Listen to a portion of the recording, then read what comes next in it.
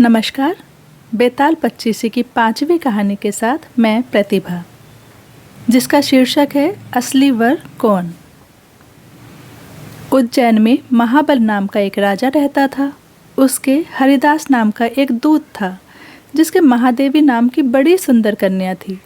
जब वह विवाह योग्य हुई तो हरिदास को बहुत चिंता होने लगी।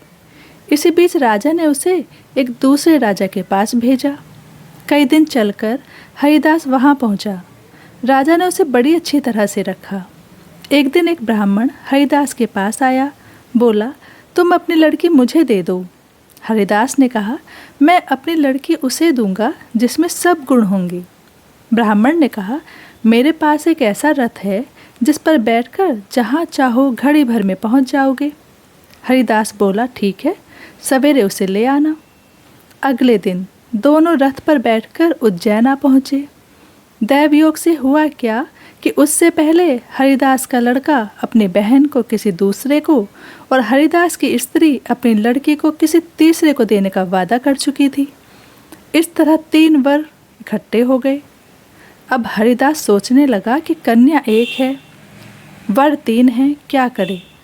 इसी बीच एक राक्षस आया और कन्या को उठाकर विंध्याचल पहाड़ पर ले गया। उन 3 वरों में से एक ज्ञानी था। हरिदास ने उससे पूछा तो उसने बताया कि राक्षस लड़की को उड़ा ले गया है और वह विंध्याचल पहाड़ पर है। दूसरे ने कहा, मेरे रथ पर बैठकर चलो, जरा सी देरी में वहाँ पहुँच जाएंगे।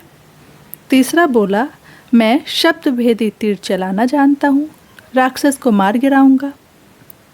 उसके बाद वे सब रथ पर चढ़कर विंध्याचल पहुँचे और राक्षस को मारकर लड़की को बचा लाए।